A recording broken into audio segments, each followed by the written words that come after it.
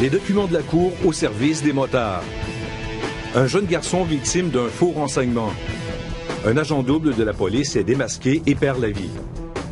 Les Hells du Québec apprennent l'identité d'un témoin de la Cour et le tuent.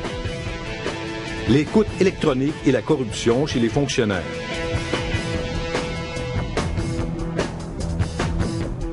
Ici Michel Auger.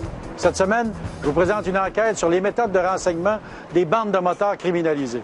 Un peu comme pour les espions de gouvernements ennemis, le renseignement prend une valeur inestimable pour les motards. Avec le bon tuyau, ils peuvent contrecarrer la stratégie de leurs ennemis, prévoir celle de la police ou même traquer leurs cibles. Les motards sont-ils plus forts que la police? Circulent en moto, on parle d'une vingtaine de motos direction ouest sur Sherbrooke, possible à viser hier. 21-3. Voici un de mes contacts privilégiés. Dans le milieu, on le surnomme Bull, un acteur important dans la guerre de renseignement des motards, ancien collaborateur, mais maintenant ennemi juré des Hells Angels. Donc, Bull, comment vous faisiez pour tout savoir sur vos ennemis? On avait des contacts partout, au niveau du gouvernement, au niveau de la Société de l'assurance automobile. Puis c'est pas d'aujourd'hui, ça c'est depuis 90. On avait des policiers corrompus qui travaillaient pour nous autres, des prostituées.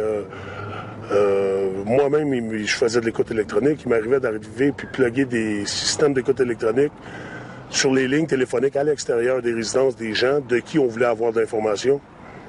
Il n'y avait pas de limite à tout ce qu'on était capable d'aller chercher. Il n'y avait pas de limite à tout ce qu'on était capable d'aller chercher.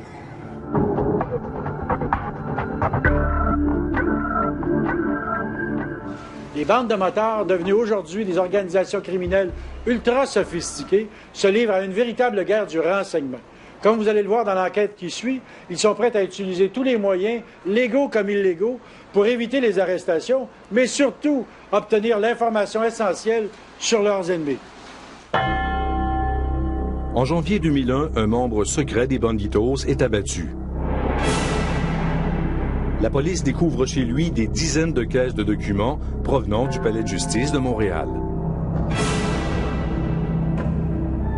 Le 28 juillet 1993, un informateur du bureau antidrogue américain qui s'apprêtait à témoigner contre Hells Angels du Québec est victime d'un attentat à la bombe. Les criminels ont pu facilement obtenir ses coordonnées au cours des procédures judiciaires. En février 2000, le vol d'un ordinateur de la police permet aux motards d'identifier un agent source des autorités policières. Ce dernier est froidement assassiné. En 1995, le petit Daniel Desrochers, tué par les débris d'une bombe dans Hochelaga-Maisonneuve, est la victime innocente de la guerre des motards.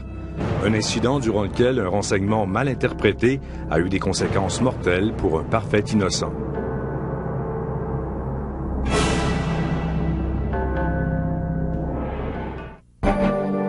Après plus de 30 ans, Michel Auger possède beaucoup de sources qui lui permettent d'obtenir des informations inédites sur le monde de l'ombre. Un bon nombre de ces sources sont des policiers. Parmi eux, Richard Bourdon, porte-parole de Carcajou, l'escouade policière conjointe anti-motard de la Sûreté du Québec. Donc, les Hells Angels ont un puissant réseau de renseignement. Ils peuvent savoir à peu près tout ce qu'ils veulent. Comment font-ils pour atteindre leur objectif? Bon, on s'est rendu compte lors de perquisitions, lors d'opérations menées par les policiers, que ces gens-là avaient souvent l'ensemble des dossiers qui avaient été déposés à la Cour. Vous savez, en vertu de l'arrêt de Tchichkum, les policiers et la poursuite doivent remettre à la défense l'ensemble de la preuve accumulée contre eux. Ça veut dire que les criminels finalement accusés obtiennent en même temps tous les trucs de police. Il n'y a plus de secret de police. Là. Effectivement, à chaque fois, ça demande aux policiers d'utiliser d'autres moyens d'enquête parce que les moyens utilisés une première fois sont dévoilés à la Cour et souvent ne peuvent servir, compte tenu que ces gens-là ont un puissant réseau de communication. En janvier 2001, Réal Dupont, un membre secret des Bandidos, est retrouvé assassiné à Ville-Saint-Laurent. Plus tard, les policiers font une perquisition à sa résidence et découvrent 28 caisses de documents. Tous des papiers, des documents légaux provenant du Palais de justice de Montréal. Et comme particularité, ils concernent tous les ennemis de Dupont, des membres des Hells Angels. Pourquoi Réal Dupont tenait-il tant à ces boîtes de documents? Michel Auger s'adresse aux enquêtes criminelles de la police de Montréal, chargé du dossier Réal Dupont. Et il était connu comme les brains, OK? C'est lui qui montait tous des dossiers de renseignement contre ses ennemis, les Hells Angels. Et lors de l'enquête, on a saisi une trentaine de boîtes. C'était tous des documents de la cour. Chaque personne, chaque membre des Hells Angels qui avait été condamné à quelque chose, mais lui sortait le primitif à la cour, qui est public. Et il a servi de ça, il faisait des montages. Quand on a validé les informations, on a tout fouillé, chaque information par nos experts aux sections de renseignement, on voyait qu'il montait des dossiers comme nous autres, les policiers montent des dossiers contre des criminels. Ça, c'était les plumatifs de la cour. Et dans la plumative, il explique de quel crime il était accusé, de quel crime il était trouvé coupable, qui était son avocat.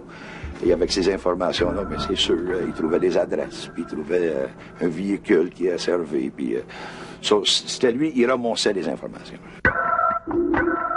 Des informations anodines pour certains, mais dans les mains de criminels revendicateurs, des outils meurtriers.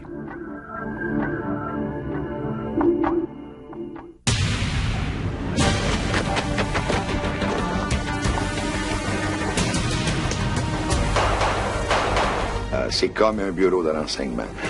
Lui, il va recevoir un nom. Mettons, je ne mentionnerai pas de nom, mais il y a un nom spécifique. Il s'en va au primitif, il sort. Il sort un nom, il sort une date de naissance. Des fois, il peut avoir une adresse. Des fois, il peut avoir le nom d'un avocat. Avec leur connexion, avec l'argent qu'il dépense, il peut payer pour d'autres informations. En servant de cette nom, cette date de naissance, il peut avoir un véhicule que la personne chauffe via une autre façon, en payant du monde. Et après ça, mais vous avez comme un liste, un filière, une photo, pedigree, pesanteur, grosseur, véhicule. Personnel, adresse de sa mère, exactement, de sa femme. Oui, c'est ça. Et à un moment donné, si cette personne-là, il devient un target pour le clan opposé, bien, il sort. Et c'est voilà.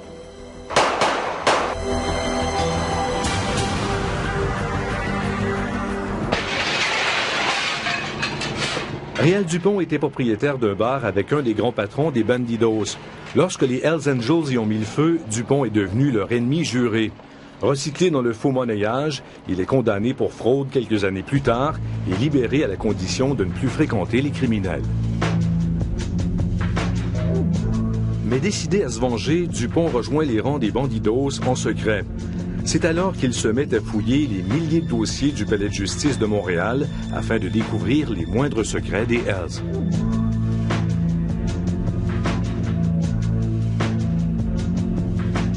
Réal Dupont était aussi reconnu comme étant le webmaster des Bandidos qui possédait un site sur le web. Après sa mort, Sylvain Sly Grégoire prit sa place.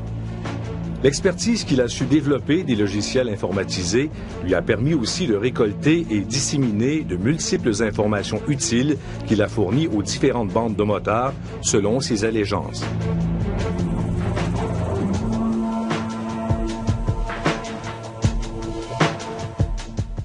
Donc, René Hamel, vous êtes un spécialiste en crime informatique. Vous avez été policier pendant près de 20 ans. Aujourd'hui, vous êtes dans l'entreprise privée. Comment les criminels peuvent tirer profit des ordinateurs puis de tout ce qui est, toute la nouvelle technologie? Les criminels, ils font face au même problème que la population normale. Ils font face à un montant d'informations énorme qu'ils peuvent utiliser avec les outils qui sont appropriés pour faire de la recherche. Ici, là, j'ai un CD qui m'est remis par un criminel, par un motard. C'est un CD que des bandidos ont obtenu de leurs ennemis. Donc,